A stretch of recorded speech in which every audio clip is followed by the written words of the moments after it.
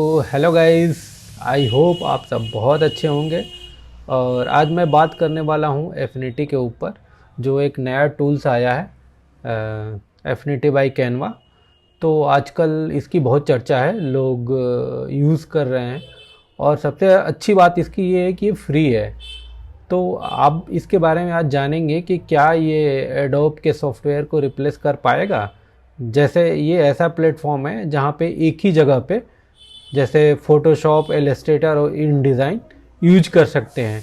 आपको तीन अलग अलग सॉफ्टवेयर खोलने की ज़रूरत नहीं पड़ेगी। जैसा कि आप एडोब के सॉफ्टवेयर में आपको प्रिंट के लिए इलस्ट्रेटर यूज़ करना पड़ता है और फ़ोटो के लिए फ़ोटोशॉप, एंड बुक्स या मैगज़ीन डिज़ाइन करना है या ब्रोशर डिज़ाइन करना है उसके लिए आपको इन डिज़ाइन यूज करने की ज़रूरत पड़ती है। बट यहाँ पे क्या है कि इन्होंने एक ही सॉफ्टवेयर में तीनों इनबिल्ड कर दिया है। मैंने भी इसको आज एक्सप्लोर किया है और आज कुछ इसके बेसिक्स टूल बताएंगे। और बहुत ही आसान है। मुझे लगता है कि हर आदमी को नए टूल सीखने में क्या बुराई है, सीख लेना चाहिए। मतलब मेरा ये मानना है कि सीख लेना चाहिए। नए नए टूल्स तो देखो मार्केट में आते रहेंगे, बट ये है कि आपको कौन से टूल से आपका काम कितना आसान हो जाता है, इम्पॉर्टेंट ये है। तो बिना देर किए आइए चलिए देखते हैं।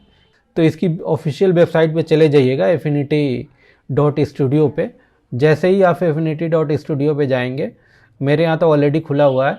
affinity.studio पे जाने के बाद आप नीचे आएंगे तो यहाँ पे आपको ऑप्शन मिल जाएगा गेट एफिनिटी, या यहाँ से भी कर सकते हैं, कोई इशू नहीं है, दोनों बात सेम है। जैसे यहाँ पे आप क्लिक करते हैं तो आपको साइन अप टू डाउनलोड करने का ऑप्शन आएगा। यहाँ पे क्लिक करिएगा, यहाँ पे आपको साइन अप करने का ऑप्शन आएगा और साइन अप करिएगा। साइन अप करने के बाद जैसे आपकी जीमेल आईडी है उसे साइन अप कर लीजिएगा। जैसे ही साइन अप करेंगे तो आपके पास ये ऑप्शन आ जाएगा कि आप किसके लिए डाउनलोड करना चाहते हैं, विंडो के लिए या मैक के लिए। तो मेरे पास तो देखो मैक है, मैंने मैक में डाउनलोड करा हुआ है ऑलरेडी। आपके पास विंडो है तो विंडो डाउनलोड कर लीजिएगा। प्रोसेस दोनों का सेम है। और आप डाउनलोड करने के बाद इसका इंटरफेस कुछ कैसा होगा आइए चलिए देखते हैं और बताते हैं कैसे यूज़ करते हैं। ये देखिए, इसका इंटरफेस कुछ ऐसा है, ऐसा खुलेगा। जब आप इसको खोलेंगे, ओपन करेंगे तो आपको कुछ ऐसा खुलेगा। तो इसके टूल्स कुछ इधर हैं, जैसे आपको इलस्ट्रेटर में, फोटोशॉप में मिलता है वैसे ही ये सेम टूल्स ऐसे इधर मिलेगा। अब ये वेक्टर लिखा हुआ है, तो वेक्टर का मतलब ये हुआ कि ये बेसिकली इलस्ट्रेटर प्रिंट वाली फाइल यहाँ पे बना सकते हैं। ये लिखा हुआ है पिक्सल्स। पिक्सल्स का मतलब ये हुआ कि जैसे आप फोटोशॉप में फ़ोटो करेक्शन करते थे या फोटोशॉप में जो जो चीज़ें आप करते थे वो यहाँ पे कर सकते हैं बहुत ही ईजिली। ठीक है, तो इसके बारे में मैं बात करूँगा। और ये है लेआउट। बेसिकली ये मैगजीन जैसे डिज़ाइन करते हैं, आप ब्रोशर डिज़ाइन करते हैं, बुक्स डिज़ाइन करते हैं, वो यहाँ पे आप कर सकते हैं। और सबसे अच्छी बात इन्होंने क्या किया है, तीनों जो है एक ही जगह दे दिया। तीनों जो सॉफ्टवेयर का काम है, आपको सिर्फ एक सॉफ्टवेयर खोल के तीनों एक ही जगह पे काम कर सकते हैं। और यहाँ पे एक कैनवा एआई है। तो ये फीचर बेसिकली पेड है। तो आपके पास यदि कैनवा सब्सक्रिप्शन है तो आप यहाँ से यूज़ कर सकते हैं। आपको लॉगिन करके वो डायरेक्ट लिंक हो जाता है, तो उसमें कोई इशू नहीं है। तो आज मैं अभी बात करूंगा जो सिर्फ वेक्टर पे बात करूंगा, और पिक्सल्स पे नेक्स्ट वीडियो में बात करेंगे, और लेआउट पे भी बात करूंगा नेक्स्ट पिक्सल पे, और एआई पे भी बात करूंगा नेक्स्ट वीडियो में। तो आइए सबसे पहले हम देख लेते हैं कि बेसिक्स इसके टूल्स हैं क्या और क्या यूज़ है। कंट्रोल एन या कमांड एन दबाएंगे या फाइल में जाकर न्यू करेंगे तो ये ऑप्शन आपको ऐसा दिखेगा इंटरफेस। तो इसमें जैसे आपको A3 बनाना है, A4, A5, लेटर, जो भी साइजेस है आपको अपने हिसाब से कस्टमाइज भी कर सकते हैं और अपने हिसाब से ले सकते हैं। और यहाँ पे जाके क्रिएट डॉक्यूमेंट्स कर देंगे तो ये क्या होगा, ये हमारा ओपन हो गया।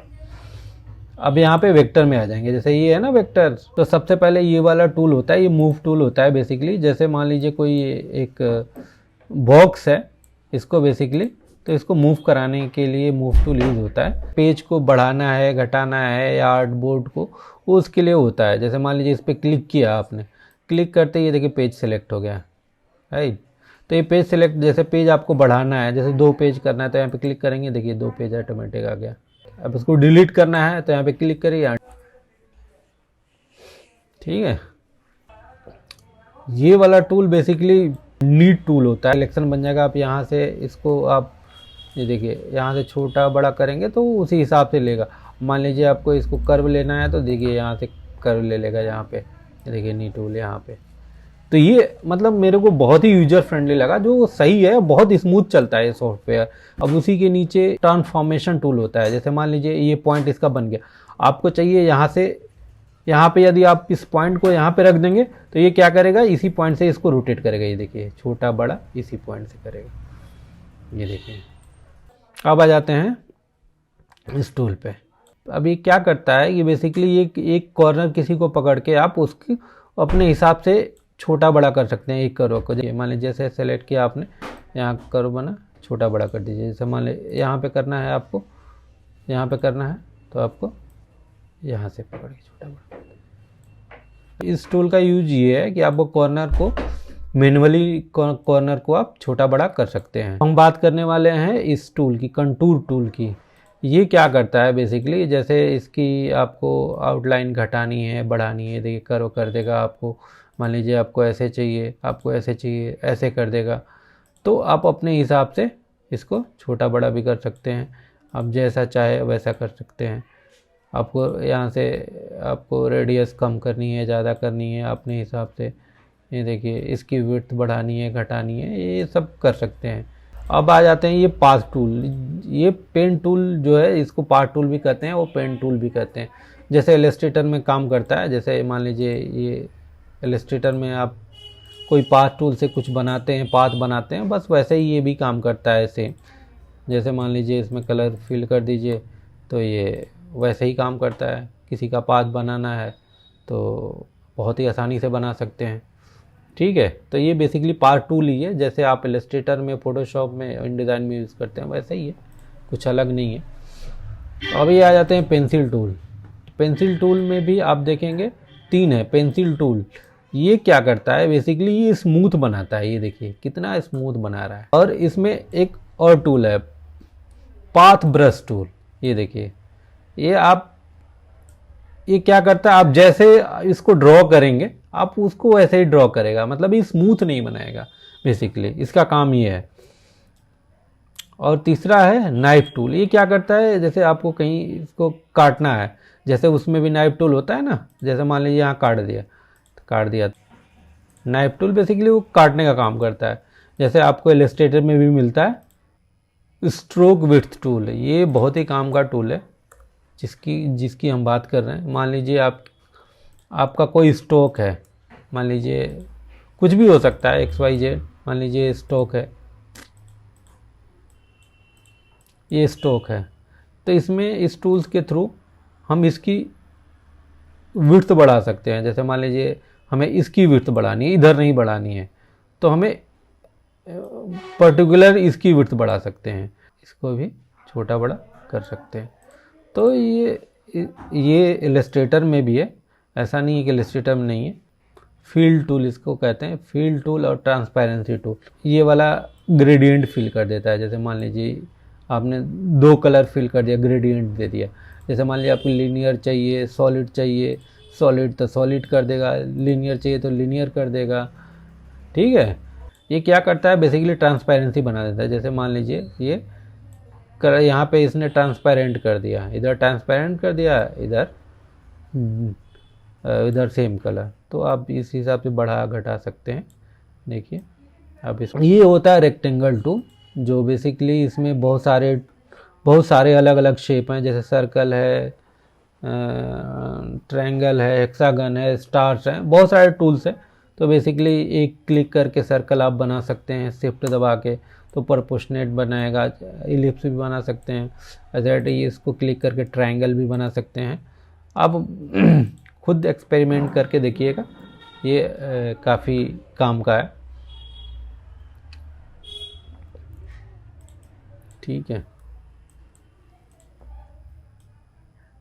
ये है शेप बिल्डर टूल। ये शेप है, मान लीजिए ये शेप है। अब बिल्डर टूल क्या करता है, इसको मान लीजिए इसको हटाना है, ये देखिए हट जाता है इजीली। आपको इधर हटाना है, ये हटा देगा, राइट। तो बेसिकली इसका ये काम है, ये देखिए। अब नेक्स्ट आ जाते हैं टेक्स्ट टूल। ये बेसिकली जैसे आप इलस्ट्रेटर में भी यूज़ करते हैं वही है, सेम है, कुछ अलग नहीं है इसमें भी। तो आप यहाँ से टाइप कर दिया, यहाँ से आप पॉइंट साइज बढ़ा सकते हैं। यहाँ फ्रेम में टेक्स्ट में लेना चाहते, जैसे मान लीजिए आपने फ्रेम में लिख लिया कुछ, जैसे उसके लिए है, तो ये फ्रेम में ही छोटा बड़ा करेगा। जैसे मान लीजिए वो फ्रेम जितना बना दिया उसी में छोटा बड़ा करेगा, राइट। अब ये हो गया इमेज टूल। जैसे मान लीजिए कोई इंपोर्ट करना है इमेज, मान लीजिए इंपोर्ट करना है मेरे को, तो यहाँ पे क्लिक कर दिया, अलाउ कर दिया, ये देखिए इंपोर्ट हो गया, ठीक है। इस पर क्लिक करेंगे तो ये इमेज को काट देगा, ये देखिए यहाँ पे कितनी आसानी खूबसूरती के साथ काट दिया, ठीक है। मुझे आपको यही चाहिए तो यही लेगा, ये देखिए कितना। इसको स्केल करने के लिए होता है बेसिकली। जैसे मान लीजिए इसका आपको पता नहीं कि इसकी साइज़ क्या है, तो यहाँ देखिए डायमेंशन अपने आप ऑटोमेटिक इसने लिख दिया कि इसका डायमेंशन इतना पिक्सल्स है। और ये हो गया बेसिकली पिकर टूल। जैसे उसमें कलर पिक करने के लिए और भी चीज़ें के लिए यूज़ होता है, तो बेसिकली ये कलर पिक करता है। जैसे मान लीजिए आपको बता ही देता हूँ कि कैसे यूज़ होता है। जैसे मान लीजिए आपका कलर है, ये कलर है, तो आपको यहाँ से इसमें पिक करना है, तो यहाँ पे क्लिक कर देंगे तो ये पिक होके इसमें आ जाएगा सेव, ठीक है। तो ये ऐसे यूज होता है, तो ये है। और ये हैंड टूल बेसिकली ये पूरे आर्टवर्क को मूव कराने के लिए होता है। अब ये हो गया जूम इन टूल। मान लीजिए इसको बड़ा करना है तो बड़ा कर लीजिए, लेफ्ट की तरह जाएगा तो छोटा होगा, राइट की तरह खींचेंगे तो बड़ा होगा। तो दोस्तों ये वीडियो आपको कैसी लगी कमेंट्स करके बताना, और हाँ लाइक और सब्सक्राइब करना मत भूलना। और मिलते हैं एक नेक्स्ट वीडियो में नए टॉपिक के साथ।